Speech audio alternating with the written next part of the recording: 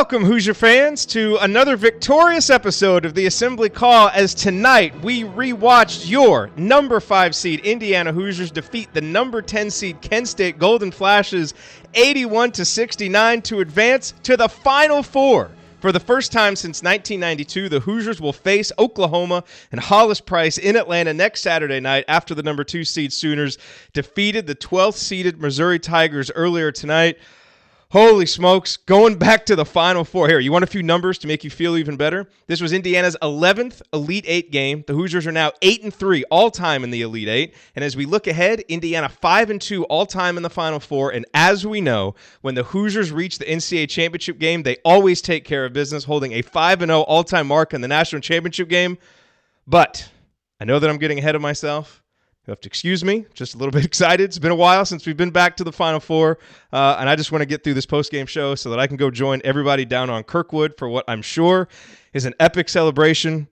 Ladies and gentlemen, for the first time since Calbert and Greg and Alan and Damon and Eric were wearing the cream and crimson, Indiana going back to the Final Four where we belong, and the Hoosiers did it tonight by delivering one of the greatest shooting performances in school history, both by the numbers and certainly based on the stakes.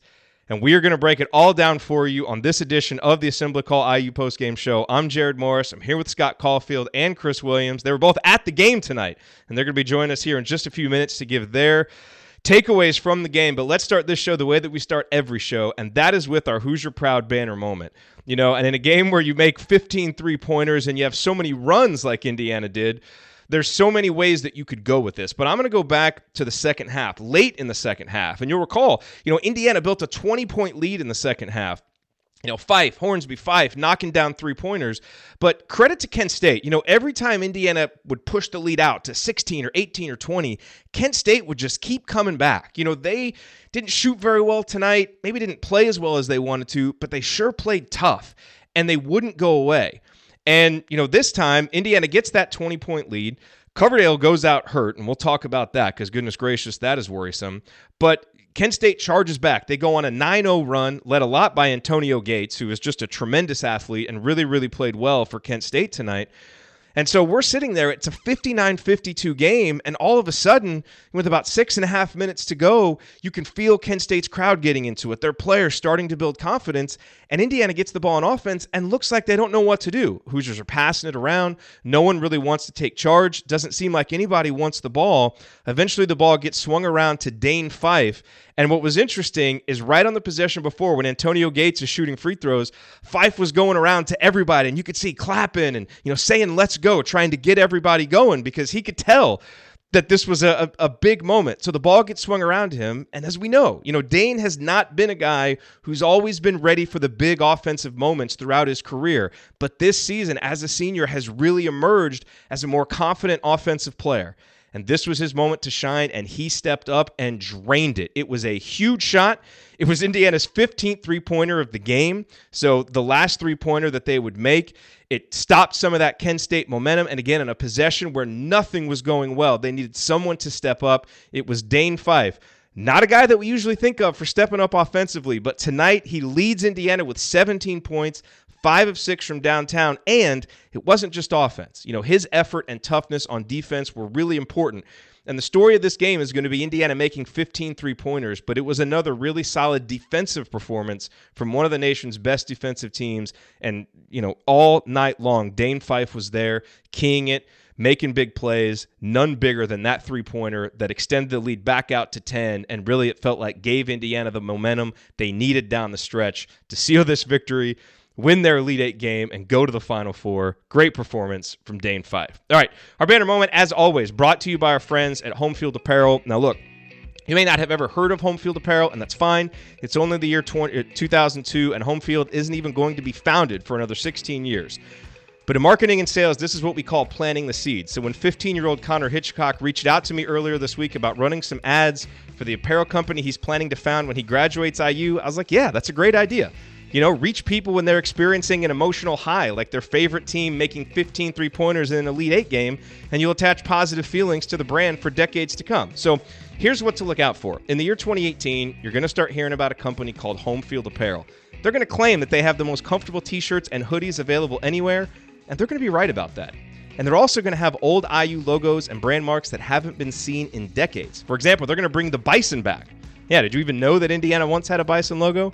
I'm telling you, it's going to be incredible. You'll be wondering why there wasn't a company like Home Field Apparel all along, which is a valid question. But they do eventually show up, and they want to reward Assembly Call listeners for keeping them in mind for almost 2 decades between now and then.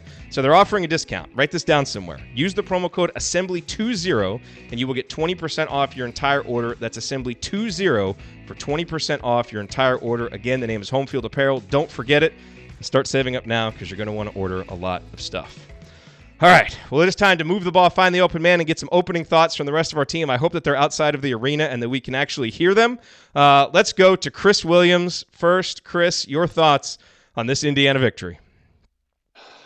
Well, I'm a freshman at IU right now, and so this is, this is what my parents who were at IU in the 76 season and my aunt who was at IU during the 81 season, I'm finally feeling what they had talked about and the experience and the emotion of reaching a Final Four. I was at the game Thursday night against Duke. I lost my voice, so I'm just now getting it back.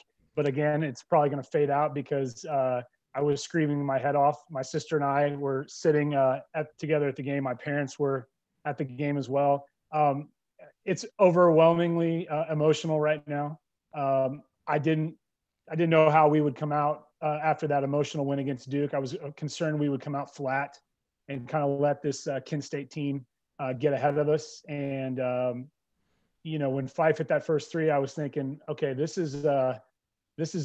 could be a good night, because I know Fife was especially upset after we lost last year to Kent State in an upset.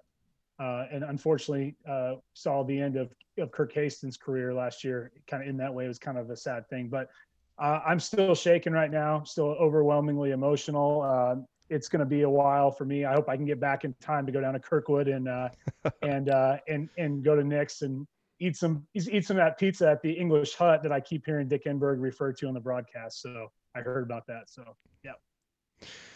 All right, let's go over to Scott Caulfield. Scott, your thoughts on Indiana's victory? I mean, I really wish we would have pushed the ball inside more and not taken so many threes. I mean, Jerod just, he needs to get more touches. Dude, what am I talking about? Final Four! Final Four! 10 years! Suck on it, Enberg. I know it's been a long time. This is awesome. I was at this game. I flew back from Houston just a couple days ago. My dad and I, just quick story, my dad and I started going to basketball games together in 1986. And then the first time we ever went to a tournament game together was last year, because it was the first time in a while IU was a protected seed. We're a 4 seed. We flew all the way out to San Diego. We get there. It was the first game of the session. We lose to Kent State. That sucks. We stay around for a little bit of the second game. We're there on Saturday and on Sunday. We end up getting a flight back earlier, flying TWA. Great airline. I mean, that thing is going to stand the test of time, 100% sure. Their hub in St. Louis, just fantastic. And it sucked. So I'm in Houston now teaching, and I wasn't able to make it down for the game against Duke. But when they won, I called up my dad. He had a ticket, and he and I went to the game, and it's like revenge against Kent State. I mean, this game was awesome. I remember having a moment in the second half thinking, it's almost this weird thought. It's like all I've wanted for so long is to go back to the Final Four. I remember grew up in Bloomington. I remember going down to Aristotle's, which turns into TIS and then TIS Music, and now it's like, I don't know, a Chinese place or something. Well, I mean, it might be. Sorry. I mean, I'm assuming it'll still be Aristotle's tomorrow. But at some point, I just feel like maybe that business won't stay in business. I remember going down there like in, high school in like 96, 95, and seeing them have, clearance stuff from the 92 Final Four and thinking like, God, when am I going to get to buy my own Final Four stuff? And then in this game, I had that moment thinking like, oh my God, it's actually going to happen. And almost this weird, like, I'm not even sure, like in a weird way, like, I don't know if I want it to happen, because like, what if if we win a title, like now I've kind of gotten the only thing that I've wanted for so long. But then I thought like, oh my God, I don't want to sit here and watch us lose a game. And then we came back. I mean, we can dig into the numbers, dig into the game, but my God, what a game. So much great shooting. And I mean, this is, I think back to, it's almost like last week, I was thinking about the IU LSU game where we played Shaquille O'Neal, and we had the worst start to that game where it's like I would have restarted my Super Nintendo game of, NBA, the Blazers versus the Bulls. But this is like the complete opposite. Like you could not have started a better game this way. My gosh, just awesome. And Chris, good to see you at the game, man. Thanks for the beer.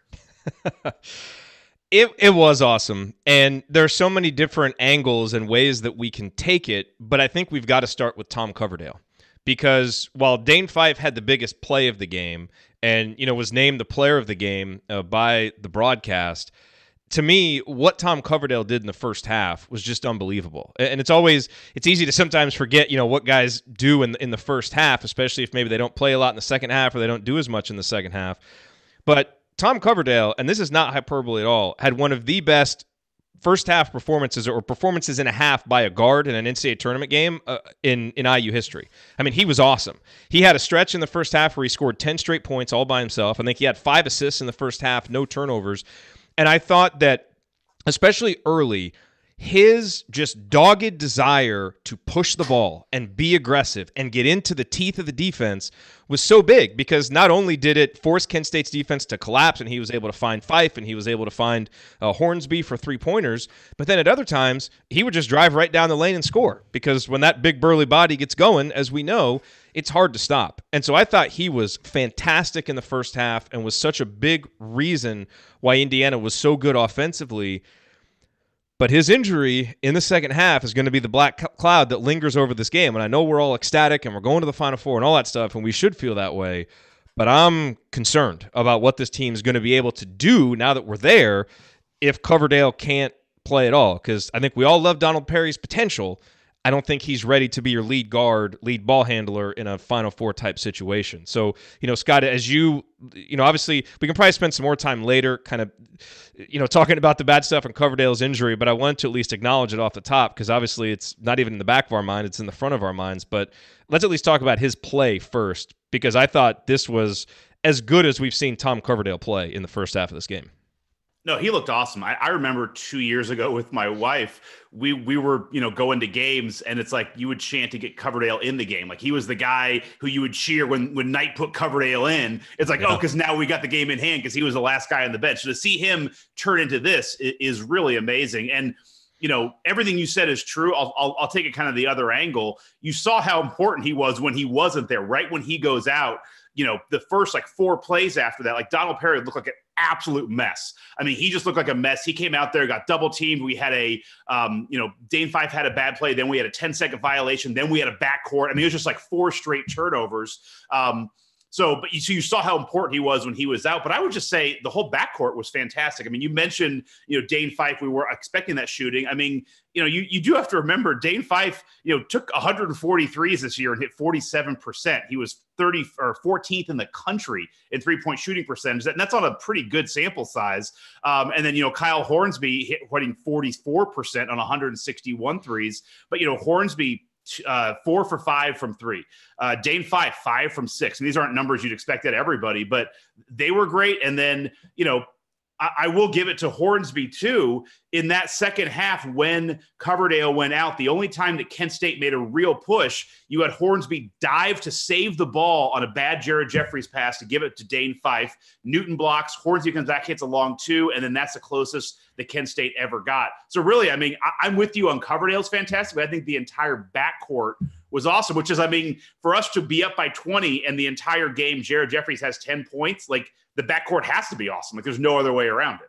Yeah, it's funny, we're 14 minutes into the show and we finally, really mentioned Kyle Hornsby, and he had 16.7 assists and went 4 for 5 from downtown.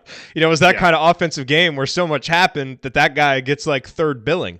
But you're right. The 3 that he hit in the second half was, he hit many threes, but that one that he hit that kind of killed the Kent State run, that was kind of the theme of the game, Chris. And I'm curious kind of how it felt in the arena. Indiana would have these, look, Indiana started out great. They make their first, 8 or 9 threes of the game. But even before the first TV timeout, Indiana hit 5 threes. They're up 15-5.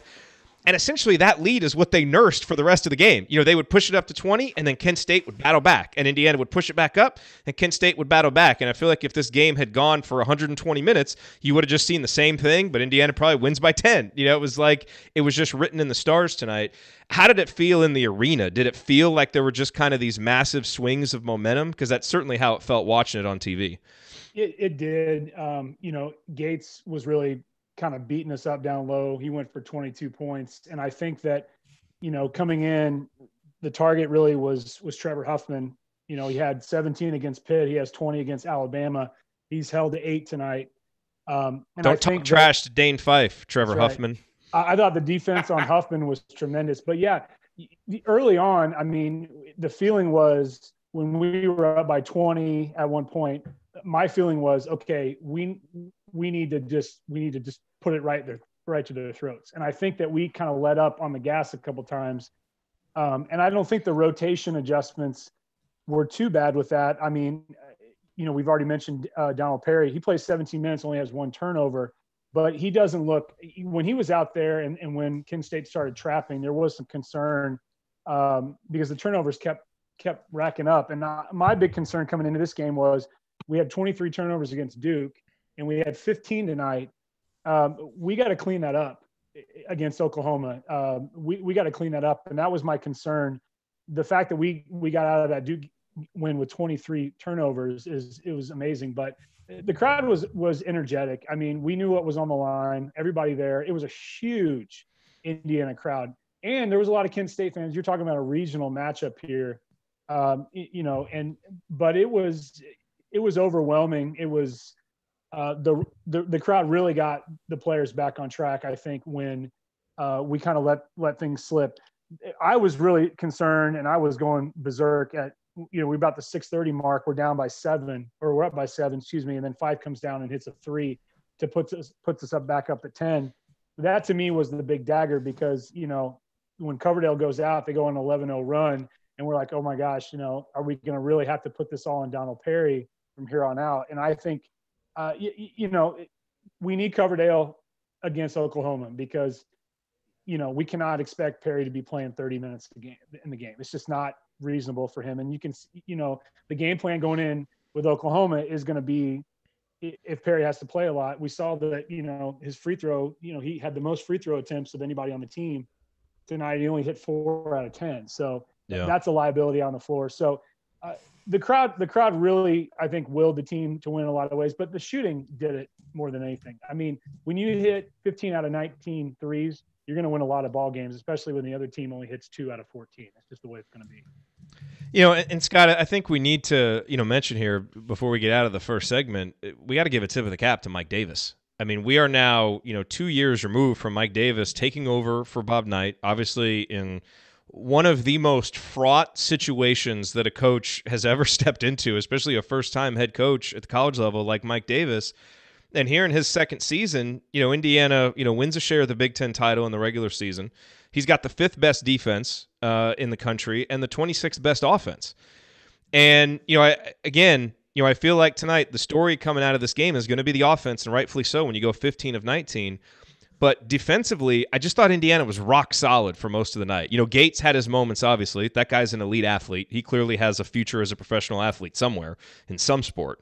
But for the most part, we saw the really connected team defense, the tough defense from Indiana that we want to see. And I thought Indiana's game plan was good. I mean, Indiana basically spread them out. And, obviously it's been a transition for all of us to watch more set plays after 3 decades of the motion offense. But, it worked, especially when Coverdale was out there. And I thought Indiana really, I just thought, even with some of the bench guys struggling, some of the rotation decisions and just the plays that Davis called, again, for a guy, in his second year, taking over a really tough spot to have this team in the Final Four, I mean, it's kind of mind-boggling that we're in this spot. I don't think any of us thought that we would be here, 18 months ago. No. I mean, he had a really good moment in the end of the first half. It got to 34-20, which is still 14-point lead, but Kent State had a little 4-point run or a 6-0 run. He calls timeout and it kind of quells it. And then we kind of get back into our rhythm. And so he had a great time out there. No, and he's been a calming influence. And, this game was an ultimate trap game. I mean, this game also kind of reminded me of, it was only about 20 years ago from this point where the 1980, USA Olympic team where they beat Russia. Everyone forgets, that was the bronze, that was not the gold medal game. USA still had to go out and beat Finland. Enough so, like, literally, I was thinking it was, I think it was Norway, but I got on my computer, AOL.com. It's great. CBS had some ads for him today. Check it out. It's a great website.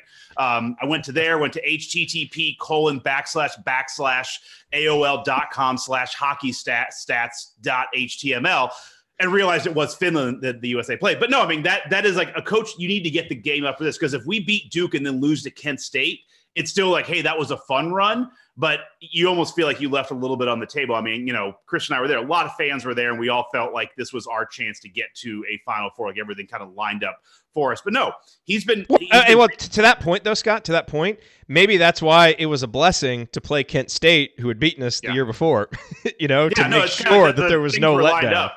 Yeah, but I mean, you knew Fife was going to be ready to go after what Huffman, said about he and his dad. So, but you saw in defense what Davis had them doing. I mean, early on, they were switching everything, which was a great idea. And you had moments where Fife was guarding Antonio Gates and he stopped him. Enough so that I have a feeling Antonio Gates is like, dude, I just can't play basketball anymore. And he might play another sport. I don't know, but I think Fife might have scared him out of basketball for a while. But, you saw it on offense too. Like, it was it's different than what we saw under Knight. But this kind of, 3-and-D, I don't even know if that's a saying or anything, but kind of just spreading the court, having shooters surrounding kind of one big man in the middle. I mean, it's definitely something I don't think it can work in the pros. Like, I definitely don't think you can win in the pros by shooting a bunch of threes. Like, there's no way a team's going to put a bunch of shooters out there, and you're not going to have big guys who are 6'9" and 7 foot shooting threes in the NBA. Don't be crazy. But for here in college, I think it can definitely work. But no, you see Davis kind of leaning into what this team has. He has a lot of good shooters, a lot of interchangeable parts on defense,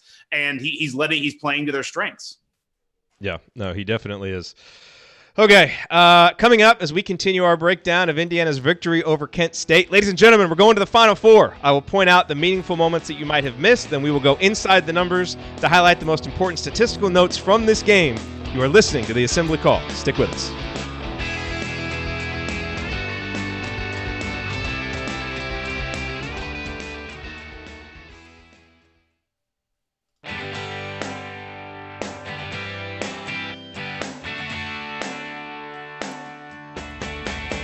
What's going on? It's Christian Wofford. What's the only thing better than an epic buzzer beater? Celebrating it with friends afterwards. Join my guys Jerod, Andy, Ryan, and Coach on the Assembly Call after every IU game. Go Hoosiers. I don't know who this Christian Watford is and what epic buzzer. You're getting young kids, man. Jerod, you've got like 7-year-olds to do the sounds intro. Awesome. It sounds awesome. You're listening to the Assembly Call IU postgame show. I'm Jared Morris. I'm here with Chris Williams from IU Artifacts and Scott Caulfield from Crimson Cast. We are breaking down Indiana's Elite Eight victory over Kent State. Guys, it's time for tonight's meaningful moment that you might have missed. And, we are one game removed from Jared Jeffries delivering one of the best performances of his career against Duke. He was fantastic. And, he didn't need to be the lead dog tonight. He's obviously been Indiana's best player all year long. But, when you had Fife shooting like he was and Hornsby shooting like he was and Tom Coverdale just being the engine of the offense like he was, this was not a night for Jared Jeffries to shine, and his numbers were relatively muted. I think he had 10 points, 7 rebounds, just didn't get a lot of touches on offense, frankly. But, boy, a couple of the plays that he made were huge. So you remember the banner moment that I talked about with Fife making that three. Jeffries would come back and make one a couple of possessions later.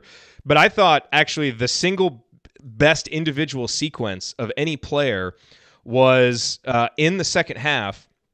And I'm trying to remember, it was at the 5:26 mark of the second half. So it was, right after that last big run that Kent State had made, and after Fife's three-pointer, Jeffries gets the ball inside and he gets blocked. And a lot of times when that happens to a big guy, you kind of see him run down the court a little bit slow to get back on defense. He turns around and hustles back on defense. And I don't know if it was Gates. I think it was somebody else. Had a little reverse. He went down the baseline on the left side, tried to go up on the right side, and Jeffries blocks the shot. That's how quickly he got back down there. Then he hustles the other way and gets a dunk, and it put Indiana up 12. And, even though Kent State would obviously keep playing, that felt like the kind of play that just kind of sucked the life out of him. Because it's like Fife's doing all this stuff and Hornsby's doing all this stuff, and oh yeah, there's a lottery pick out there that can just make incredibly athletic plays, and he plays hard, and he has a high basketball IQ. So it's almost like Jared Jeffries kind of reminding everybody, hey, don't forget who the best player on the court is, because he didn't have the numbers, but he's still Jared Jeffries. And Chris, that to me, I mean, you saw in that stretch, what makes Jared Jeffries special is that he's got all the physical gifts, but man, he just, at the end of the day, he's a smart basketball player who plays hard, and I loved seeing that from him, and it's why he's become just such a popular Indiana player. Well, Jared's only a year older than me, and when we were both in middle school at Tri-North Middle School here in Bloomington, I was on the 7th grade team and he was on the 8th grade team, and when we did 8-7 versus 8, I had the luxury of having to guard Jared Jeffries in middle school. And talk about a guy who had a skill set back then when he was only 6 feet tall. You got to remember, this kid in high school, he didn't play his freshman year when North won the title in '97. And then he grows like 6 inches his the summer before his sophomore year, and he explodes on the scene. And he has this tremendous gift of being 6'10", but having the skills as a guard. And when he was a senior in high school, when he took North to the state title game against Zach Randolph from Michigan State, he brought the ball up the floor the majority of the time. He was a guard in a 6'10" body. And we saw that on display here, his ability to step out and shoot, but his defensive intelligence is unbelievable. His ability to know where to be at the right time defensively is remarkable. And he to what you said, he was at the right place at the right time after time after time again. And he made the defensive stops, which was needed, because I was wondering throughout this game how Kent State was going to adjust with the bigger size, interior play of Indiana, because, Antonio Gates is tremendously gifted, but could he handle the size inside, whether it was Newton, whether it was Odell, whether it was Jeffries. But Jeffries really, in a lot of ways, was a playmaker, even when he didn't have to be an offensive threat. Yeah. Scott, what were your thoughts on Jared's performance tonight? No, it's funny. You hit the exact moment that I was kind of lining up for, the moments you might have missed. And that was the one that, Jeffries made the block, ran the court, and then, made the dunk. I mean, that showed, he was still very active defensively. He didn't have a great game. His first couple touches, got to go up here. Like, I even wrote down, he was off to a rough start, like had a turnover, a travel, another bad pass to him that he threw out of bounds. Like he started off rough and never really, he didn't have kind of a game where he took things over offensively. He wasn't getting a lot of touches. They didn't need to get it to him. But to your point, like, he always stayed connected and he always stayed active throughout the game. And he was great defensively. And then offensively, when he needed to, he stepped up. Yeah, I mean, he played 39 minutes, so even if he wasn't always at the center of the action offensively, he was kind of the rock that was out there for Indiana. Now, the 4 turnovers are a little bit of a concern, and that's obviously something that I think he's going to be asked to carry a heavier offensive load, I think, in other games. So he's going to have to clean up those turnovers. But overall, it was, just a good game for him. And the other play that I wanted to point out, which goes all the way back to the first half, and again, it can sometimes be hard to remember what happens early in a game. But again, Indiana built their 10-point lead before the first media timeout and essentially just nursed that lead for the rest of the game. And I thought there was one play early that was just really indicative of what kind of night it was going to be for Indiana, and started on the defensive end. It was clearly very important for Dane Fife to play his physical, annoying style of defense. And, when he was matched up on Antonio Gates, which he was, early, really didn't want to let him catch the ball down low, because that's the thing with Gates. He's not an incredibly skilled shooter, but he's got that big body and he is skilled around the basket. And if he gets position on you, even though he's a little bit undersized, for a big man, it's going to be difficult. And so let's play. I think it's like the 15-50 mark of the first half. Fife's bodying him up, not letting him get the ball down low. He pokes the ball out. Hornsby grabs it to get it for a steal. They get it to Coverdale, and Coverdale immediately gets it and goes. We've seen some point guards in Indiana history. We've seen it before Tom Coverdale. I'm almost positive we will see it after Tom Coverdale. Point guards that just aren't quite as assertive. And the coach has to tell him to push the ball up. With Coverdale, man, you do not have to do that. That is one thing. He is aggressive and confident, and he just got it and went. And he's aggressive. He drives in. The defense collapses. He kicks it out to Kyle Hornsby, who's running the floor. Boom, it's 15-4. Indiana's 5 of 5 from downtown. And, Chris, that right there, just that little stretch was what kind of night, certainly what kind of first half it was for Indiana. But really, I thought that kind of went the whole night, where they just played tough, physical team defense. And offensively, they got it out when the offense was going well. they penetrated, they drew the defense, and, either the guy who was penetrating had a lane to the basket and he would keep going, or we would kick it out and find the open man. I mean, it was just that over and over all night long. Yeah, they spread the floor really well, and the inside-outside game was definitely working because there were times when, whether it was dumping down to Odell or Jeffries, and they would collapse on them. It was not a good game plan for Kent State to try to do that throughout the game, because once Indiana just kept hitting them, they went 8 for 8. You could see Heath was just kind of struggling because their whole game plan had been completely thrown out the window. I also 15 think for 19 from 3 will do that to you. Yeah. It's interesting. Their 2 best players played every minute of the game, Trevor Huffman and Antonio Gates. And you could really see toward the end, they had nothing left. And that was a big indicator because the shots were not falling. The threes were not falling the way they had been in previous games. You're talking about a Kent State team that offensively is very similar and actually has a better offensive rating to Indiana. They're 8th in the country in offense, total offense. So, and not a bad 3-point shooting. What is offensive rating? Is this that stat that Galen found for us a couple weeks ago? Nerd. Is this what Galen found in 1998? Is that the stat that we're talking about? Yeah, I looked it up through points, rebounds, assists. All you care about. Yeah. Let's just keep it here. Keep it amongst ourselves. Don't let this get out. These new advanced stats. This could stats. be a big moneymaker. We don't want anybody named Ken taking it over for us. But I really think, Kent State, they hadn't lost since January 9th. They just got worn down. In Indiana, the 3 after 3, that'll do it to you. But the defense and being able to bounce back when Kent State got really close, Kent State really didn't have an answer. They didn't have an answer all night because their most prolific scorer in school history was held to 8 points. And you can't expect Antonio Gates to do it all. Man, it was just nice after playing from behind so much in that Sweet 16 game against Duke to just come out and assert ourselves right from the beginning. One last, Scott, I want to get your meaningful moments. The last one that I wanted to mention is, and this was just kind of one in passing, toward the end of the game, Jeff Newton gets in there, and he comes out of nowhere for this rebound. And I just want to say about Jeff Newton, this is a guy, he's kind of developing before our eyes a little bit, improving, getting more comfortable. I don't know what he's going to be able to contribute in the Final Four. Hopefully he's able to step forward and, do something in that Oklahoma game, especially if Coverdale can't play. But I'm not sure in my time watching Indiana basketball that I have seen a guy who is more graceful rebounding out of his area than Jeff Newton.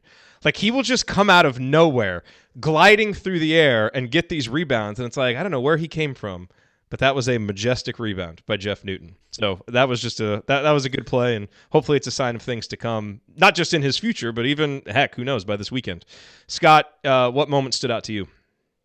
I mean, you got to rename the segment for Newton, the majestic moments you might have missed. I mean, that's really good, a majestic. I have 2 moments that he might have missed. One is, he had his moments of struggle. We talked about Donald Perry, but I will say this. End of the game, a minute 10 to go. We're only up 73-65. Kent State has gotten under that 10-minute barrier. Perry goes up and hits 2 free throws. He was 4 for 10 from the line from the game, so did not have a good shooting night from the line, but those were key free throws that got us back up by 10, 75-65. Just wanted to give a shout out to Donald there. But my biggest moment that you might have missed, and I think one of the biggest keys to this game, is how important it was for us to play in Rupp Arena. Not the Kentucky piece, was this close to Bloomington. Chris mentioned it. Like, my dad, who lives in Bloomington, he was like, hey, we're going down. Like, this was, one of the best regional sites we can get to. You look at us down the stretch this year, something we talked about in all the assembly calls to wrap up the season. We finished 1 for 4 on the road in the Big Ten. We lost at Minnesota. We won at Michigan, who was one of the worst teams in the Big Ten. And then we lost at Michigan State. We lost at Illinois. I mean, we really didn't have a really good quality road win all year. Maybe Iowa, but that was back February 5th. I mean, most of our road games were losses. We lost at Miami. We lost at Southern Illinois. We lost a neutral game to Marquette. I guess the Texas game was neutral, but that was, in November. We just didn't play well on the road this year. So to have basically a semi-home game in a regional final was just awesome. And it's funny, we were all pissed off 2 weeks ago that we won the Big Ten. We're co-champs, but yet Illinois and Ohio State got 4 seeds. We got a 5 seed. Something something weird, like that Ohio State one feels just like it's not going to be there, and it might be vacated in a couple of years. But I don't know. I mean, for now they have it, at least today as we sit in 2002. But you look at all the other regional sites. The other regional sites were San Jose, Madison, and Syracuse. Madison, we just play bad and probably historically are going to play bad for a while in Madison. Syracuse, San Jose, like of all the regionals, this was basically a home game. Even against Duke, we had a lot of IU fans there. So I think the fact that, for so many years, we're always annoyed at where we're seated and how we get, we always feel like we get shipped out to the West. We're a 6, 7, 8 seed in the West playing in Boise.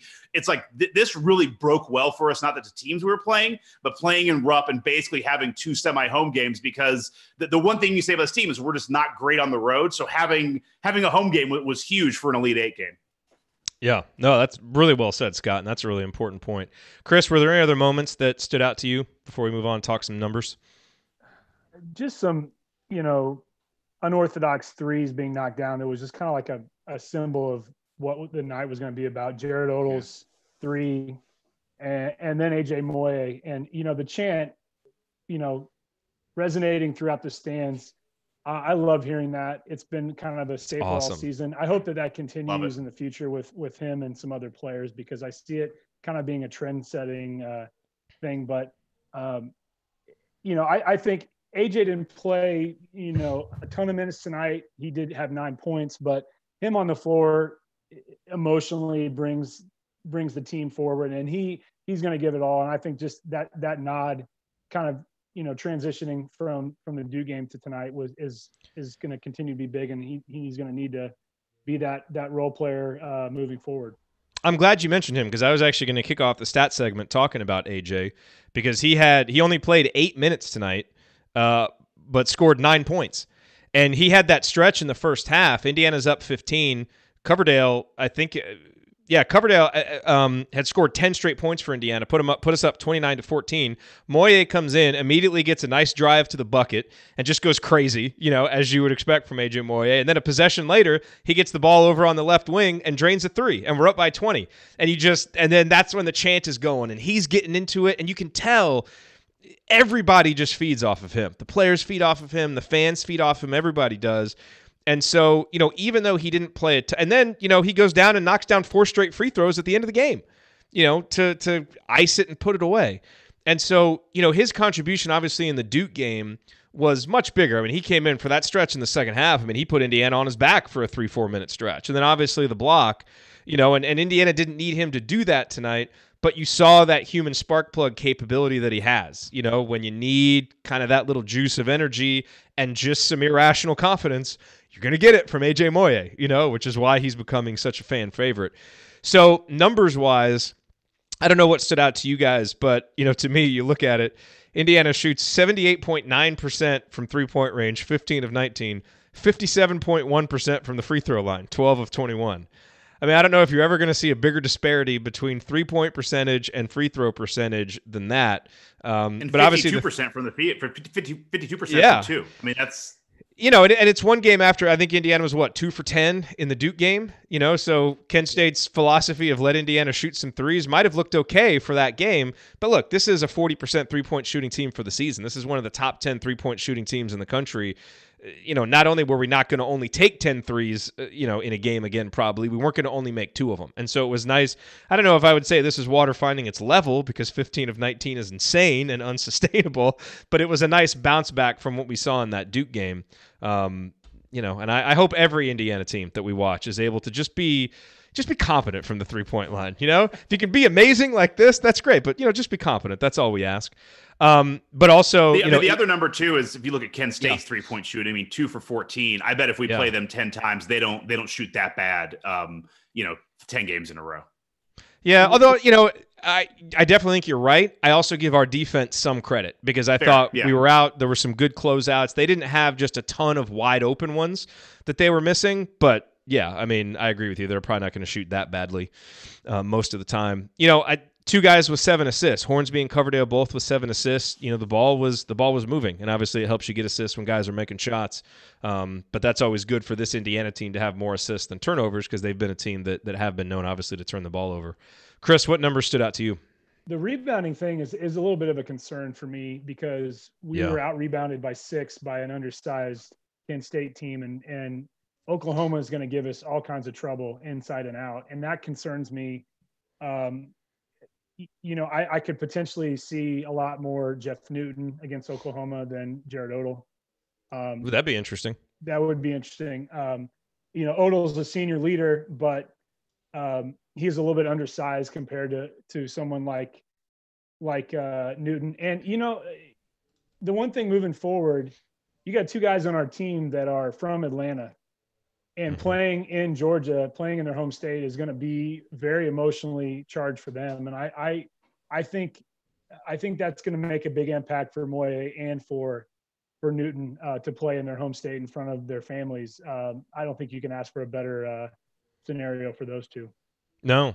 Newton and Moye are going home to Atlanta, and Indiana's going home to the Final Four. We're all back where we feel comfortable. So that is definitely a good thing. There was one other number that I was going to mention. I forgot what it was. Scott, were there any other numbers that jumped out to you? I knew you were going to kick it to me. No. I was going to say, I know what I was going to say, Chris, is, you're right about the rebounding being a concern tonight, but that's, one game after a really good rebounding performance against Duke. I mean, obviously we gave up, 12 or 13 offensive rebounds to them. No, whatever it was. Yeah, they had 16 offensive rebounds, but we had 20 in that game, and really dominated them overall with, we had 26 defensive rebounds, so, I mean, really did a good job rebounding that game. But you're right, tonight, a little bit rebound as much when you're hitting that many shots. Yeah. So, certainly there were going to be fewer offensive rebounds there to get. That's for sure. Scott, numbers. Yeah, no, I was going to say, you're going to throw it to me. You guys have talked about 2-point shooting, 3-point shooting, rebounding, free throws, assists, points, minutes played. So, not much left, because in the world we live in, those are all the stats that exist. There are no other advanced statistics. I will say there's only one other number that matters, man. 4. There's 4 teams left, baby, and we're one of them. Final 4. To the Final Four. The other number is 3, which is the number of different ways that Dick Enberg referred to Dane Fife. At one point, he called him Dana Fife. At another point, called him Dan Fife. And then occasionally actually referred to him as Dane Fife. That's the player of the game, sir. Let's get his name right. He also called him Hornsby once, too. Oh, yeah. I mean, look, that's Dick Enberg. He's a legend, but come on. He called him O.J. Moye in the Duke game and A.J. Moye in this game. Well, it happens. IU alum, too. Come on now. He is. I know. Come on. We got to get that right. Dick, you got to get it right. This Nick's, like the old English hut pizza place. Like, come on, Dick, come on. You've been here. I still think we're going to make it tonight, Scott. I think we'll have time to get there, too, by the way. I feel confident. Order us a pizza at the Pizza Old English Hut Pizza House. Hey, last question for you guys before we move on to our last segment and hand out our game balls. And I know this is going to seem crazy, but given Mike Davis's coaching background and some of the success that he's having and the style that he coaches, which is clearly much different than what we saw under Coach Knight, if this success continues, how much risk are we to potentially lose him to the NBA? Because I feel like those conversations are going to start the way we're playing and the success that we're having. Well, it's funny you mentioned that, because I had the luxury first semester of taking his coaching of basketball course at Assembly Hall.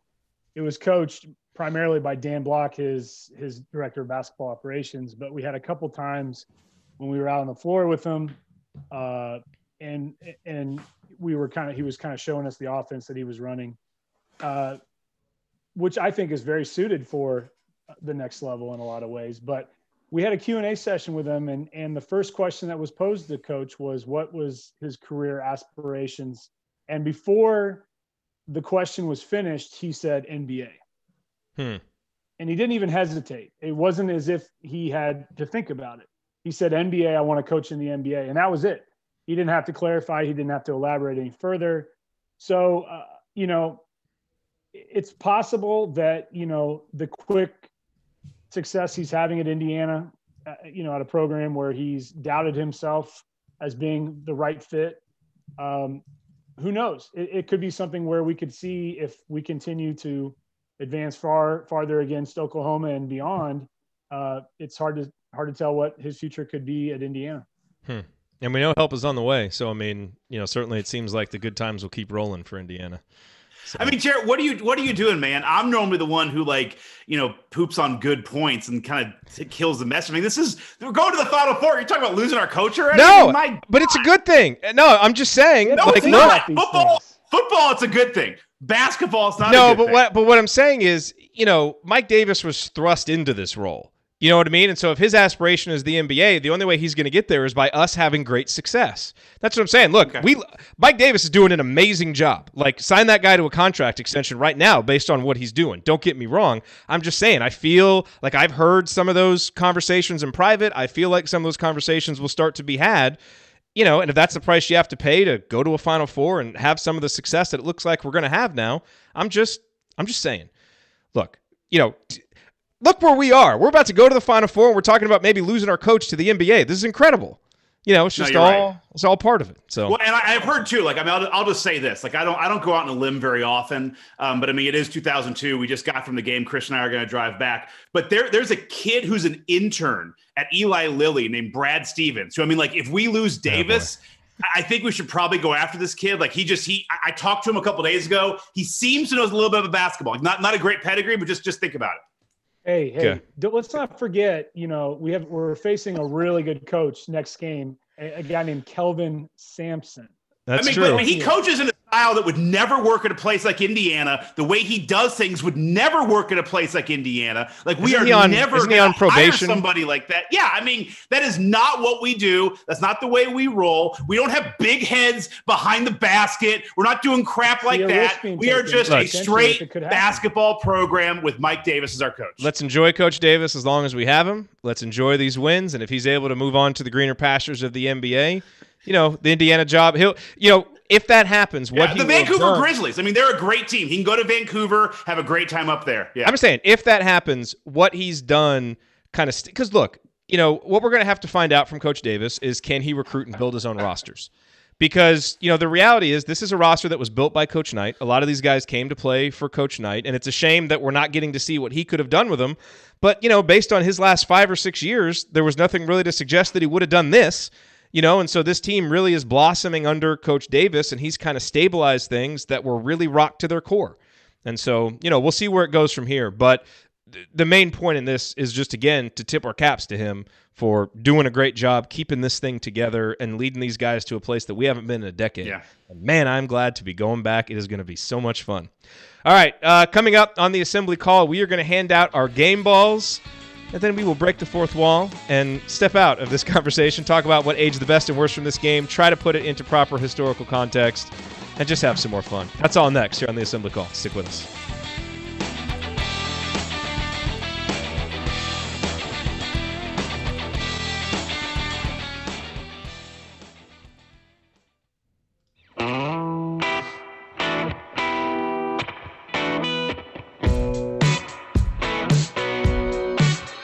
This is Jordan Halls, and I never miss a shot or an episode of the Assembly Call. I'm going to go out on a limb and say that if Jordan Hulls had ever had a chance to play in an Elite Eight game, that he would have shot like this too. Jordan's brother's a good friend of mine. I don't know how you worked this in. I need to talk to Jay about that. That's just have a sixth sense for these things. Sketchy to me. You're listening to the Assembly Call IU postgame show. Remember to catch us live immediately following every IU basketball game, plus every Thursday night at our website, assemblycall.com. While you're there, make sure that you sign up for our free IU Hoops email newsletter. Over 7,000 of your fellow IU fans have subscribed. You can also text IU to 66866 to subscribe to the newsletter. That is IU to 66866. I'm Jared Morse here with Chris Williams from IU Artifacts and Scott Caulfield from Crimson Cast. Guys, I think we did a pretty good job for those two segments, staying in character, staying in the moment of 2002. There's no, 45 minutes past the game? I was on Kirkwood going crazy by now. I remember as soon as the game ended, we watched it at a friend's house, and we just sprinted there. And the place was packed, just wall to wall with people. So that's what I was actually doing after this game. But we did a good job staying character. Now we can kind of step out and try to put this into some context. But let's start with game balls real quick. Scott, who gets your game ball for this one? Because I think there's actually a lot of different directions you could go. Yeah, I mean, the easy money's on Coverdale. I'm going to take Dane Fife because I think what he did defensively early, he played Gates hard, and then just in a simple fact, I mean, he had the most points. If we're going to go by 2002 stats, you take that. But also, I mean, just in the idea that He shot 83% from three and took 6 of them.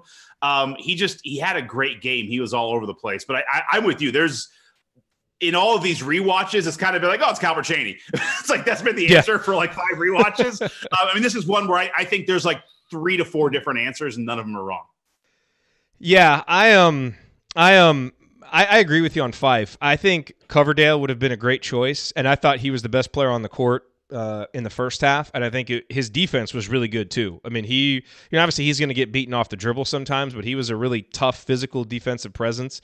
But I thought what Fife brought early in the game, the tone that he set defensively, and then again, that moment is just indelible to me with the score 59-51.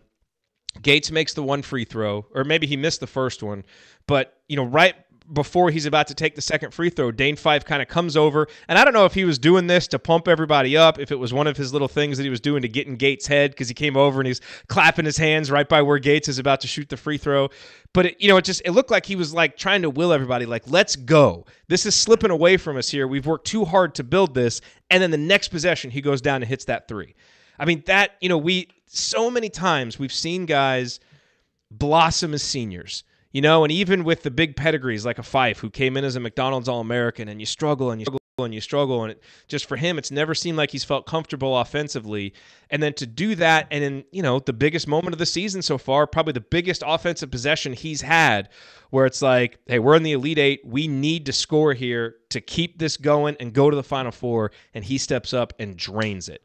It was a triumphant moment for a guy as a senior late in his career. And so, even though other guys did more stuff with the counting stats, had more rebounds and assists and all that, you're right. He led the team in scoring, and I thought he had the biggest play. And he was just a leader out there. And it's great to see that from Dane Fife, who really has just come into his own as a senior. So I guess the official game ball is going to Dane Fife. Chris, do you want to throw in an honorable mention vote for somebody else? Yeah, I'm going to go Kyle Hornsby, who was nice enough to give me his jersey after the game. He threw it up to me in the stands. Wait, where is that jersey from, though? This is the one he wore in that game. That is the actual one that he wore in that game? The actual one that he wore in the game. Man, that's awesome. Oh, wow. Yep. Nice. Yep. Hornsby's kind of the more unheralded guard on this team, but he goes 4 for 5. Ties with Coverdale with 7 assists. I mean, he's a glue guy to me. He's kind of like the calm guy on the floor.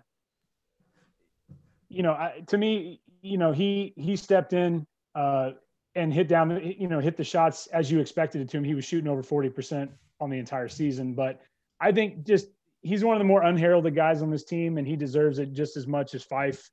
I think Fife's plays at key moments was crucial, but having that scoring option tonight was huge. Yeah, man, what a game! I have just so many fond memories of this entire run that Indiana had, because I was obviously on campus. I think this was my junior year, and it was just so much fun, And it's one of those, and I think everybody who's gone, who's been to Indiana. I mean, most people who go to Indiana, certainly up until that point, had experienced something like this, and that's always my thing with new people who go to Indiana and go through it, is I want them to just be able to experience this once, a great team, a great run like this, even though some of the basketball surrounding it was, really up and down, and there were some moments that weren't very good. Like this 3-week stretch was unbelievable. And I feel, even though I wasn't there for a national championship, obviously, I feel like I got a taste of what it's like being a student there with this happening, And so I loved watching this game. I love thinking about this entire run, because it's easily the best 3 weeks that I spent at IU. There's just nothing can top that kind of collective emotion and everybody kind of pulling together, and just everywhere you go, everybody's just excited. And there's something about a run like this, especially at a school like Indiana where basketball means so much.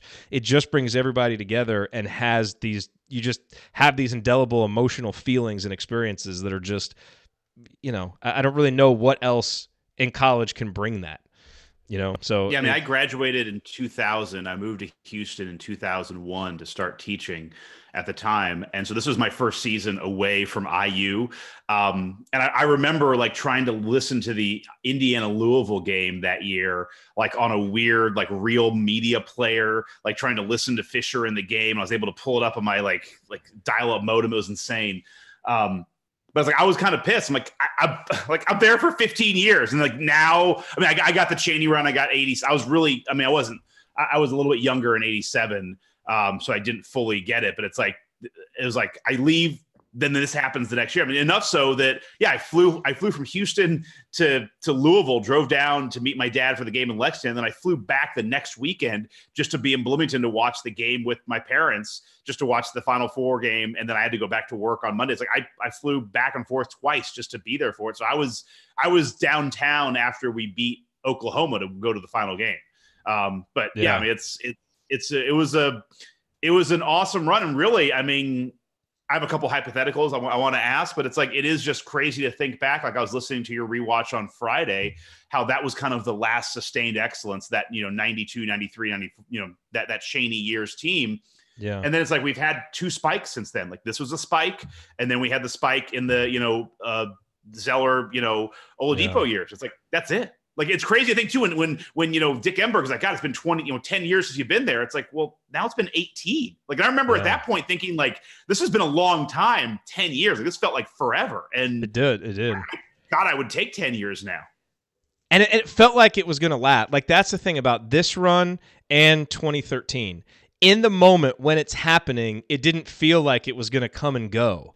Like it felt like, hey, because we had good recruits coming in and I mean, everybody's riding this high of like, hey, maybe Davis is up to the task. I mean, and obviously there were imperfections and stuff and you get caught up in the moment of an NCAA tournament run.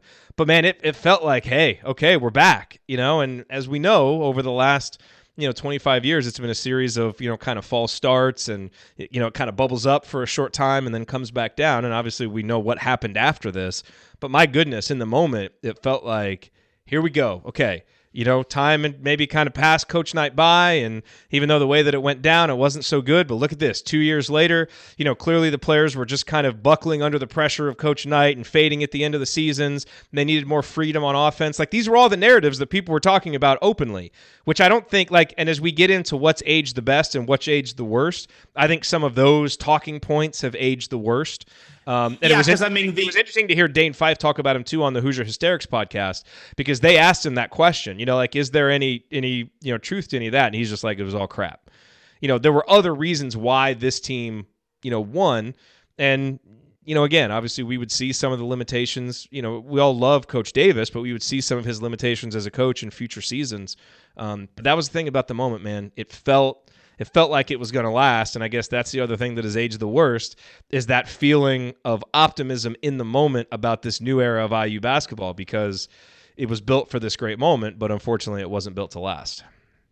So the first question I have kind of leads into that. I got three questions for you guys. Yeah. But, the number one question is, what does this team do with Knight? And I'm happy you mentioned, Jerod, kind of that narrative, because it is something that even at the time I was probably buying into a little bit, just as like, oh, it's past Knight by. But if you look at the, you look at the last couple of years with Knight, the adjusted offense for Knight starting in 97, 26th in the country, 21st, 19th, and then 15th in that 2000 year, his last year. Adjusted defense was 71st, 75th, 54th, and 28th. I mean, that 2000 team, which was a 6th seed and didn't do very well, like, they were 15th in the country in adjusted offense and 28th in defense. I mean, and it's something that Gail and I have talked about, and you see with all these other podcasts, like, Knight was not a straight line coach. He was a roller, more than people think. Like, he was kind of an up and down guy. You had the 76 team and then it went down. You had the 81 team and then it went down. You had the 87 team, it went down. You had the 92 stretch and then he went down.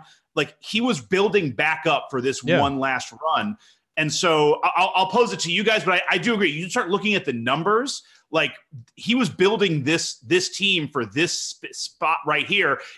The things you have to understand for those who are kind of newer to IU basketball and to Assembly Call is like, I think the two things you can add to this is like Kirk Hastings would have been on this team had Knight been there. Like, that is just, I'm 99% 95% sure. And then Sean May would have come to IU had Knight been there as well. So those two are two variables I think you have to add in there. But I'll ask it to you guys. My first question is, if Knight is coaching this team, do they make this run and or do they win the national title?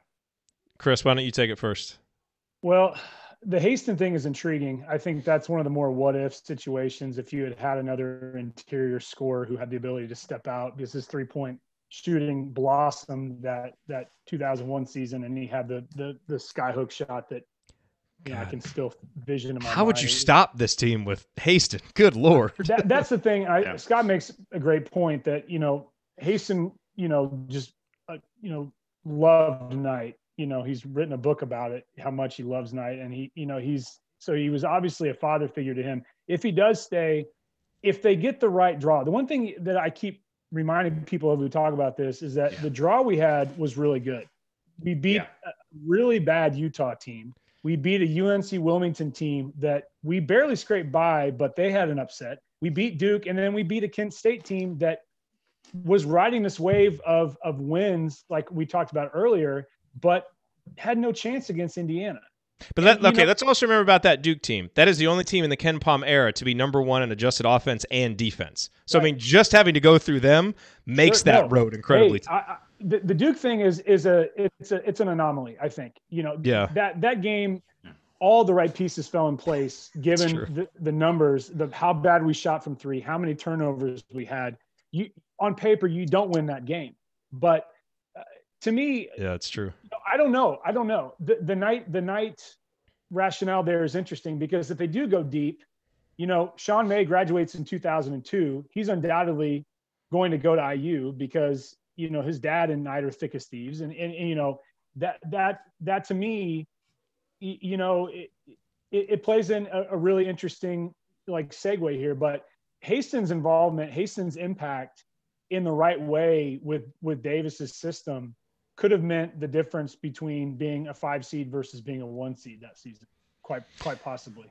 Yeah, Scott, I would say, in the moment, taking myself back to 2002, I know exactly how I would have answered that question, which is, again, as we all thought, a lot of us believed in those narratives. And I think one of the, Galen has really done a great job, I think, over the past couple of years of reminding people of the flaws in those narratives, which is not that the game had passed Coach Knight by. It's that recruiting and roster building, he wasn't as into it, and it's like he had gotten back into it. And this was the kind of roster that he was building. Like you looked, as you mentioned, before 1993, it would be these 5 or 6 year cycles. And Indiana had kind of gotten out of that because these big recruits like Collier and Recker and Reed and all these guys end up transferring, and you're trying to plug holes with JUCO guys, and it's just nothing fit. And it's like now you're getting the pieces back to where it's going to fit, where you've got an elite player like Jeffries and you've got guys who can shoot around him. You've got the point guard that you need in Tom Coverdale. And so, look, obviously making it to the championship game, Bob Knight never lost a championship game. So you get me to the championship game with Coach Knight, I'm taking my chances and feeling pretty good about it. Who knows for sure if they would have done it, but I think I feel much more confident now saying that they would have with the perspective of time and really understand. Because when I was in college, I didn't understand really what was all going on, but now understanding it a little bit more with the perspective of time. I do think there's an argument to be made that this particular group of players might have functioned better in Mike Davis's offensive system, but I feel it's easy to make that because we saw it. And that would mean what they wouldn't have functioned in the system of one of the best offensive minds in the history of basketball. Like Bob Knight wouldn't have figured out how to make an elite offense out of this. So I don't know, man. I mean, these players. If you look at Knight too, is like, and I agree with you, Jerod, and all that. But it's like I also think too, like maybe Davis just had that kind of space guys out stuff. But I went back and started looking at the numbers, like every year after AJ Guyton's freshman year, he shot over 183s. The year that him and Recker were together, it was like AJ Guyton had like 183s and Recker had like 172. So like Knight was moving toward that, like, hey man, if you can shoot, you got a green light. So and you know what really plagued those teams? What really plagued those teams at the end of Knight's career is you didn't have a lot of rugged, tough defensive players. You had skilled offensive guys like Patterson and Recker and Guyton and really good players, but you didn't have the toughness on the other end. This group had that, and they were going to have that whether Knight was coaching or Davis was coaching. And so you combine that then with their ability to shoot, like, again, I mean, this team made it all the way to the championship game. Knight would have been hard pressed no matter what to do that. But I think now I'm much more by that. If not, I would have obviously loved to see what Knight could have done with this group of players, because it felt like he was building a roster much like he had previously been doing, and that was the bigger mistake over in the the interim between 93 and 2002. Not that the game had passed him by or that he couldn't coach today's athletes. He just had to get the right group, and this group in 2002, I think that they had the right type of mindset. So would love to be able to... It's a bummer, because if you give Knight that title, it changes the narrative probably even more than the 93 title, because now it's like, all right, he's made a Final Four in like 4 different eras. Now it's like the game hasn't passed him by. Now he's got 4 titles. He can probably retire just right then on top. If he wins this way, shooting a bunch of threes and D, it's like, we look back now, it's like, my God, he was not only didn't pass him by, like, he's revolutionary. I mean, that is one of the things that I have under Age the Best, is like, you watch this system, it's like, this is basketball today. Like, I mean, there's guys out there, they're all spreading the court, they're passing it inside. One weird corollary, you mentioned this about Coverdale. I'm watching the game, and it's like, in a weird way, as a very crazy comp, it's like Coverdale's like a real early James Harden. Like, he takes a bunch of threes, he drives and gets to the line. That's kind of all he does, like, in a great way. I mean, the only thing is that he passes. Like, Harden doesn't pass. But it's like Coverdale was like an early James Harden who just took a bunch of threes and drove. But yeah, I mean, if Knight wins with this system, we're looking back and it's like, my God, Knight was ahead of the curve. Like, Knight won the 70s, the 80s, the 90s, and now won with this. It's an absolute bummer. If you want to throw hypotheticals out there, I mean, if Tom Coverdale was playing as well as anybody he was one of the best players in the country. Yeah, so if he's not hurt, that was my other. If he doesn't get hurt, now what happens? If Davis has a national championship, which is, we made it to the championship game, and I think we all think with a healthy Coverdale, that's a much different game. Now how much different are things? Maybe you took, those are my last 2 hypotheticals. Coverdale isn't hurt, do we win? No, they're great questions. And what happens if Davis wins the title? I mean, I want to hear Chris's answer. I'm curious how Chris would put this in the context, because I think things probably end similarly for, like, it's funny, in one of the last pods I've done, I think either with Galen or the last rewatch, like, the discussion of like, what happens if we win that 92 or 93 title is kind of like, probably the next couple of years are similar, because Knight had this he kind of took off from recruiting after that Chaney years, and he would have done the same if he won the title, because that was his history. So it's like, we probably would have had the same teams for like 94 to 96. I kind of feel like, to answer the question, I think the next couple of years kind of go the same for Davis. He just might have a little bit of like a longer leash. But that's my feel, but I want to hear Chris's take on it. Well, Galen and I actually did a podcast today, and we talked about this very thing, but I'm not going to, it's a good listen, so you guys should listen to it. I think about who was on this roster in terms of, you had 5 Mr. Basketballs on this roster. You had a lot of Indiana players. You had a lot of really tough players, hard-nosed players that Knight had largely recruited. But when you get into the next era, you get the next recruiting class coming in. You got a guy like Bracy Wright. You got a guy like Marshall Strickland. You're getting the players because Davis was a good recruiter, but also, we had just went to the national title game, and that was going to sustain some success. I don't know. I don't know if it would have made much of a difference either, because I think in the end, if you looked at his recruiting, it was all over the place. Davis's recruiting ability was a huge question mark to me, because he would get guys that you would think come in and be instant successes, and they would completely just fall apart. And then you would get guys that were on the roster that made absolutely no sense. You take a stab with a guy like Patrick Ewing Jr., who has the athletic ability out the gym, but could not be a consistent scorer, and then he transfers. And then you get guys like Ben Allen from Australia, who, to me, that's still one of the oddest recruits we've ever had. And he was a gifted player, but he didn't want to play inside. And then you get these random guys like Daryl Pigram and Justin Gray Ashley and Sim Dink and Lucas Stein, these guys that make no sense on this roster. And if you look at what those rosters were made up of, they didn't have a lot of Indiana players, because Davis dropped the ball. The famous story, Titus talked about this recently on his podcast, and it's something that Indiana people if you don't know, it's very common knowledge that when Greg Oden and Mike Connolly were at Lawrence North High School being recruited, it was a guarantee that they were going to come to Bloomington. But Davis screwed up and addressed recruiting letters to a different player that ended up in the envelope addressed to Mike Connolly. And this was something that happened frequently and was not caught. And so I think in a lot of ways that you could argue with Crean toward the end, he burned bridges in Indiana, and so did Davis. And I think to me that it plays a huge role in why we had a descent that really hit rock bottom, in that 4-5 season. And then we go through that god awful game against Vanderbilt at home, the NIT, which is the most miserable game that I've ever been to in my life. And unbeknownst to me, I'm sitting in the same row as Galen Clavio that I don't even know at the time.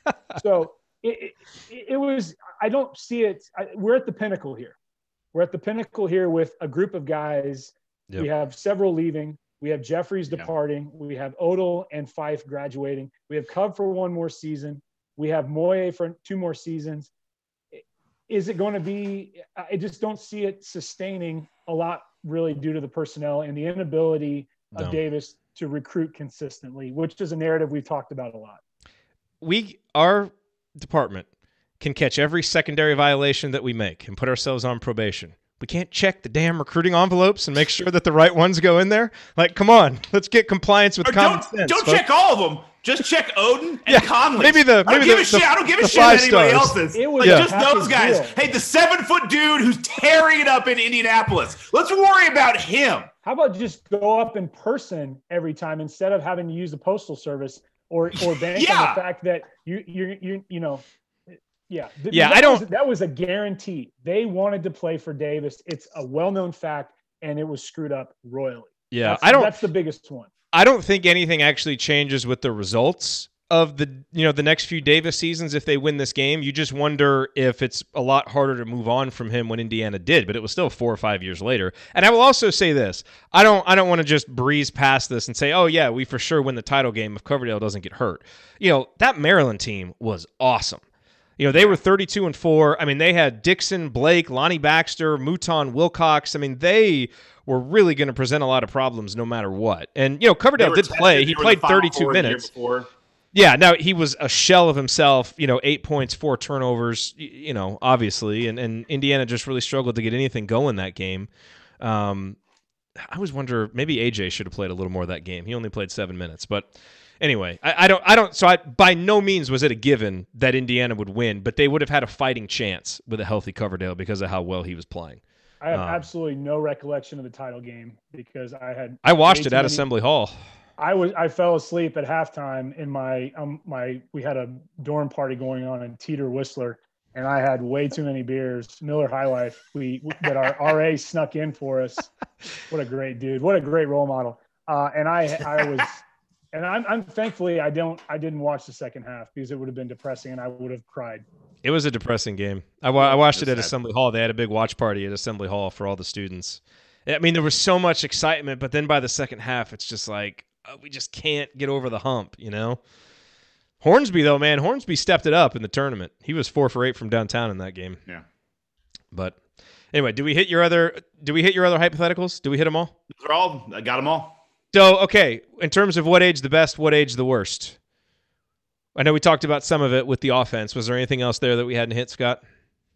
I mean, I got some random stuff. So I still love the random stuff. I love the courts. Talked about it in the last pod. I love the original courts. I'm doing the 81 title game, which is in the Spectrum, which had the original courts. I love having the old courts, but I do like kind of having the Final Four, having a separate court. I love Chris had the jersey up a second. I loved the era where you had the logo right up there in the neck. IU had the little logo above the numbers. Kent State had it too in this game. It was kind of a pretty popular thing, but I like that style. I wish they'd bring that back. I mentioned the 3-and-D. I mean, I mentioned honestly, we played a very progressive style. Looking back, this is how it's crazy how ahead of the curve we were on this. Chris mentioned on Twitter, I was just sitting there watching the game. I was doing a couple notes and I hear must be The Office in the background. And it's oh yeah, Steve Carell in a FedEx ad in 2002. If you want to go back and watch it, it's the minute 49 or the hour 49 mark. It's Steve Carell literally dressed as Michael Scott. I'm not doing Michael Scott, but it's just doing a FedEx ad. It's great. My last thing is I'm a fan of Survivor. I'm not going to lie, and this is a good promo for Survivor Marquesas, which is the first time Boston Rob was on, and now they're doing the Winners at War season 40 with more Boston Rob. So some good Survivor stuff there. Chris, what age is the best and or worst for you? To me, it's top 2 best jerseys we've ever worn. I'm kind of piggybacking on what Scott said and what I mentioned earlier. It's the last season that we have the red and white. You know, we go through this big transition where Michael McNeely, our brilliant athletic director, decides to spend $400,000 to stretch the logo and tells every school that we have to wear, or every team and program that we have to wear the exact same logo. So the oval is dead officially. The jerseys are great. RIP. Yeah, RIP. The baggy shorts are great. It's just amazing that, you know, a guy like Coverdale is wearing a pair of shorts that are probably 4 times too big for him. And a very svelte Tom Coverdale, who actually was good friends with our neighbors and came over, and let's just say we had a good time together. Him and who AJ came over a few times, but the guy liked his whiskey. You have any artifacts from that? Ooh, I have a board. Funny, we have a board somewhere. One of my roommates has it, that was signed by everybody who ever visited our home. And there are 8 IU basketball players on that. I'll have to find it and post a picture of it. That would be cool. My current wife, who was my girlfriend at the time, Tom Coverdale is like high on her list of like people who she's allowed to cheat with. Like she has the hots for the 2002 Tom Coverdale version of Tom Coverdale. How high is the 2002 version of Tom Coverdale on your own personal list, Scott? That's the question. As a point guard, I love him. I mean, yeah. The other thing, you know, for me, it's 96 Brittany. I'm a big fan of 96 Brittany and 02 Cameron. 02 would be Cameron Diaz. That'd be the vintage of 02 I'd go. Yeah. There was a great Saab commercial in the first part, like the first or second commercial break. And the guy who's at the Saab dealership is a total asshole. And made me think of, and I'm not offending anybody out there. I'm not trying to, if you're a Saab owner and a great person, but the only 2 other people I've ever known in my life who were Saab owners were total assholes. So it just made me think of how much that is age. The age bad. I get sad. I get so sad watching this. I think about, you know, that was, you know, we all have our time. If you were there in 87, like Coach was, or 81 or 76, I was hoping for this to be the moment, and it wasn't. And looking back, as Scott has said, it's been 18 years. That just makes me so sad. Mm-hmm. And that's the thing that I get depressed about and think, you know, what could have been. You know, even if the rest of his entire tenure was a tank, we had that title. We wouldn't have to think about, 87. We wouldn't have to hear about every freaking Purdue fan saying, it's been 87, 87, 87. That to me would have been that's the hardest thing to think about. It really. Yeah, well, 87 is better than never. It's always an easy comeback to Purdue fans. And the Purdue fans who want to bring up the national title in 32, it doesn't count. It doesn't count. So don't even go there. No. One other thing that aged the best for me coming out of this game, and here to go back, Scott, to what you said earlier, kind of a hypothetical, is here's what we don't know. Because what aged the best for me was the camaraderie of this team. This team, they were so tight, you know, and you can even see it since. I mean, while we were doing the rewatch, Dane Fife is live tweeting the game. Jared Jeffries is live tweeting. Like, we've seen pictures from, you know, meetups that these guys have had. Like, there's a real, and you can tell when you hear interviews with these guys where they talk about each other, how close they all are. You know, I mean, Jeff Newton and George Leach are out, you know, working together, and there's just, there was just such a trust, such an affinity between these guys. And maybe it would have been there anyway, but you have to think that what they went through when Coach Knight got fired and how they kind of, for a time, while everything is crumbling around them, all they had was each other. You know, and look, like, that stuff matters with basketball. You know, trust off the court can lead to trust on the court and vice versa.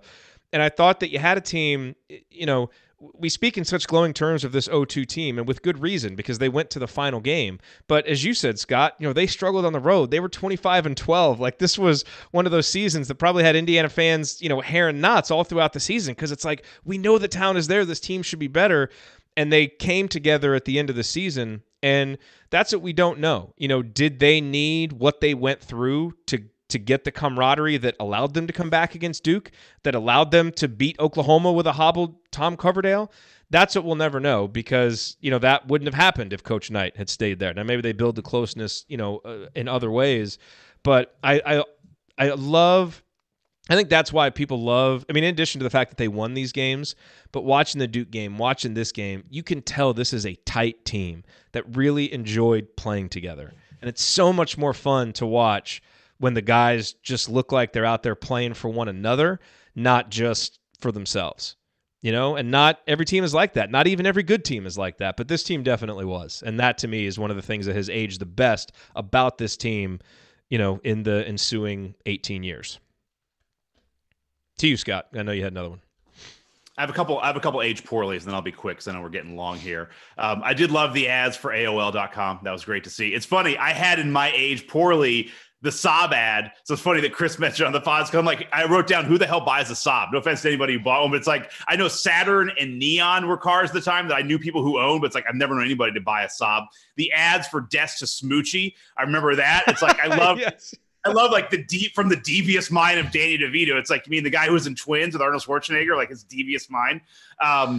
We talked about the Old English hut to Dick Enberg. It's like, come on. But here's what I would say, the kind of age, oddly, I thought about this a little bit.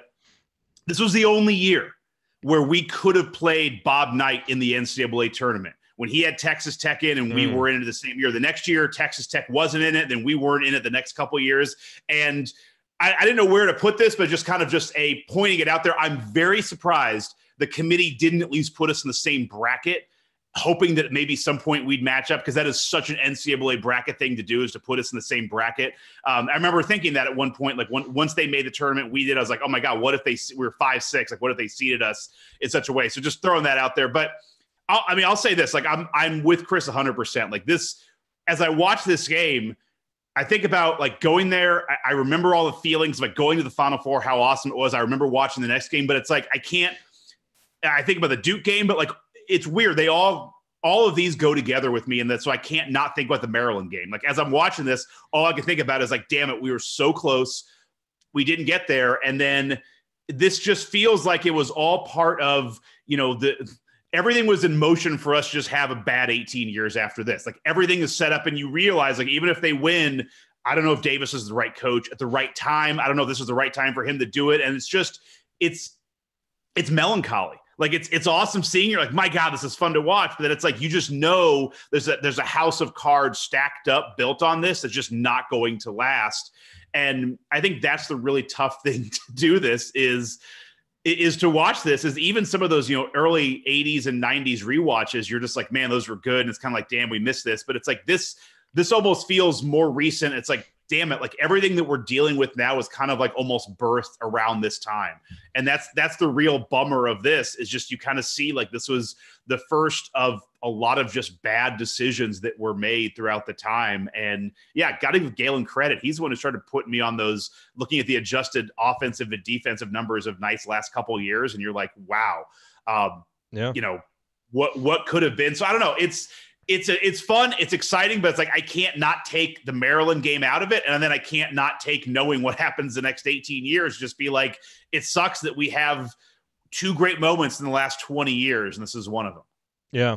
No, you really do have to just stay in the moment when you're rethinking this, and try not to think too much about what comes after it, because in the moment it was spectacular, Yeah. And you're right. For so many of those big Bob Knight moments, it's like, you think about the 81 team and it's like, it was just sandwiched around all this greatness, and it's been a lot fewer and far between for Indiana fans. But, hopefully we have some more of these good times coming in the future.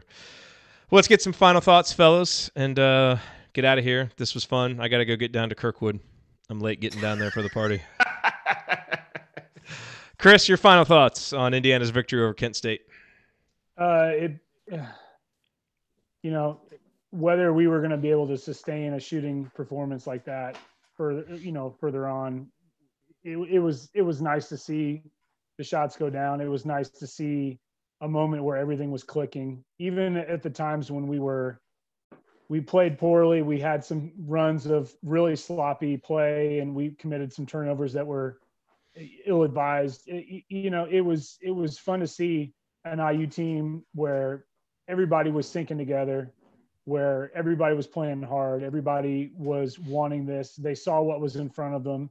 It'd been the first time in 10 years that this was on the table. And this was what a lot of those kids, a lot of those guys on that team who were from Indiana watched those players on that 93 team and wanted to be in that situation where they couldn't get to the Final Four, or wanted to revisit what happened in 92 with that team. It was just everything kind of fit together that season. And it was a good victory over a team that was not used to losing. And it was a good revenge to get back on a team that we should have beaten the year before. Well said. Scott? Yeah, I mean, it's just there's so many question marks to it. Jared, as you were talking about how close this team was, I think you're right. And it gets me wondering, we do all these hypotheticals, but it's like, did this team have to go through that traumatic event of the night firing to build the unit that became the team that went to the Final Four? It's like, if that doesn't happen, maybe they're not as cohesive a unit that can then get to the Final Four. It's like, there's so many question marks. Of course, the question is, if Coverdale gets hurt, how does Knight coach this team? Is he coach them better or worse? With Haston there, like, there's so many question marks there. But, overall, this is one of those. It's just such a little flash in the pan. And it's unlike so many of the other runs we had where everything else kind of felt like it was building up to it. Like with Zeller Oladipo, you had the year where we beat Kentucky and then we lose in the Sweet 16. Like we come back, we're ranked number one, so we get to be all excited about it. The 92, 93 team, like that was building toward it. The 87 team, that was building toward it. I wasn't old enough in 81, but that seemed to come a little more out of nowhere. But this was really just like we had gone through the firing of Knight. We're all just like, what the hell? And it's like, oh, maybe we're good. Then we got blown out in lose to Kent State in the first round. It's like, oh, maybe Davis, this shouldn't be the coach. Like we're just so jumbled. And then it's just like out of nowhere, this run comes based on so many random factors. And then it happens. We beat Duke and it's like, my God. And then it just kind of is, it feels like it's just sand through your fingers. It's like, wow, that was awesome. And then nothing was building up to it and nothing really built from it. It was just a insane little blip that just isn't standard with IU basketball, but unfortunately like it is. And I was thinking too, it's like, my God, this is our last Elite Eight game.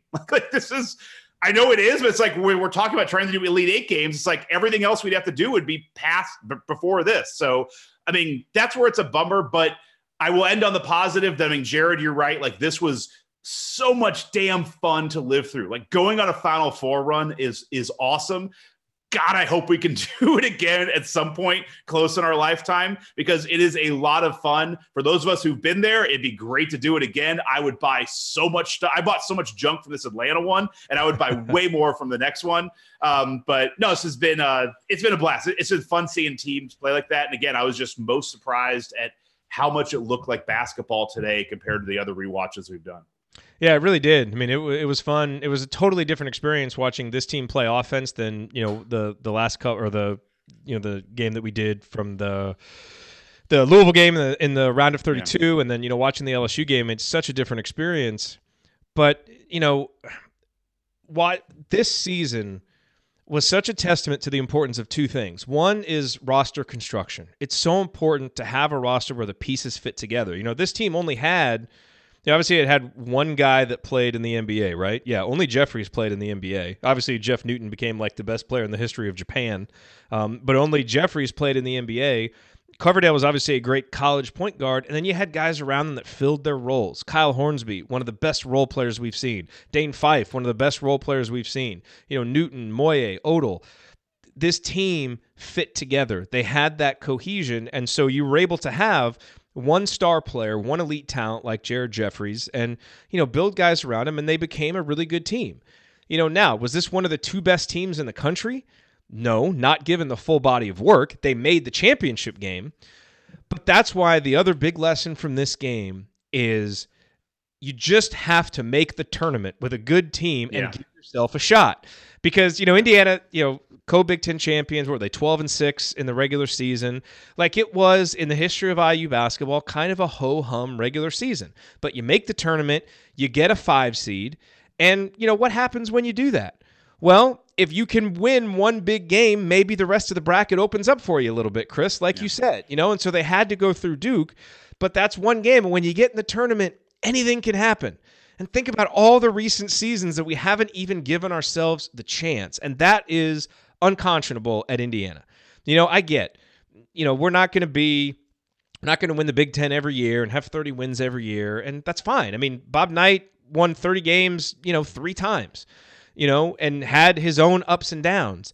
But you got to make the tournament and give yourself a chance, and that's what this team did. And that's why this team is etched into the history of Indiana basketball, because they had a good regular season, got themselves to a 5th seed, and then took advantage of the opportunities, etched one of the most epic victories in IU basketball history, beating that Duke team, coming back the way they did, and then took advantage of what came after it. Got to give yourself the chance. We haven't seen enough teams in the tournament, and that's where we have to get back to, with Archie Miller or whoever it's going to be, is, you don't have to be a top 10 team every single season, but my goodness, at least be a team that can get yourself a 5-6 seed at a minimum, because even when you do that, you're still going to have a chance to do something in the tournament, and if you do something in the tournament, you can rewrite the entire narrative of the season, which is what this team did. But, to this team's credit, it wasn't just luck. It wasn't just happenstance. They were ready for the moment, whether it's because, they had this incredible togetherness forged in the fires of Knight's firing, or just because they really came together at the right time. Probably all those things rolled into one, but, it amounted to one of the absolutely most memorable stretches of basketball that we've had in the last 25 years, something I for sure will never forget because I was there on campus to relive it. And I'm just, I thank this team for giving this and putting it out there, because now it's in the vault. We can go back and watch it anytime. Now we can be on Twitter and you can see, get Dane Fife's thoughts and get Jared Jeffries' thoughts as the game is going on. It's amazing. And that's why these moments are so special, because they never change. And every time you watch the game, 15-3 still go in, and it's still as much fun, and you can put yourself back in the moment and feel those emotions again, which, especially during this time, has been especially useful. So my thanks to those guys for giving us that memory. My thanks to you guys for being here to do this show. And certainly our thanks to everybody who is listening and going on this journey, going down memory lane. It was funny, my wife walked in. She was outside playing with my daughter while I'm watching the game. And so she comes in and she's like, because she thinks this whole thing is ridiculous. She's like, I can't believe you guys are going back and watching old games. And so she comes back in. She's like, I want you to know, Patrick down the street, he said he spent all day today watching old Texas A&M football games. And then Angie said, Nick, our neighbor from across the street, is going back and watching old sports games today too. I was like, see, this is what everybody's doing to pass the time because we need our sports. It's like, it's not that crazy. She still thinks it's crazy, but that's okay. At least now I've got some strength in numbers here around the neighborhood. Yep. All right. Well, thanks, guys. We'll be back. Let's see. I don't know if we're going to do Banner Monday with Mike DeCourcy. We might, but we'll definitely be back for Assembly Call Radio on Thursday. And then next week, we're doing Saturday, Monday, because obviously we shift to the Final Four schedule.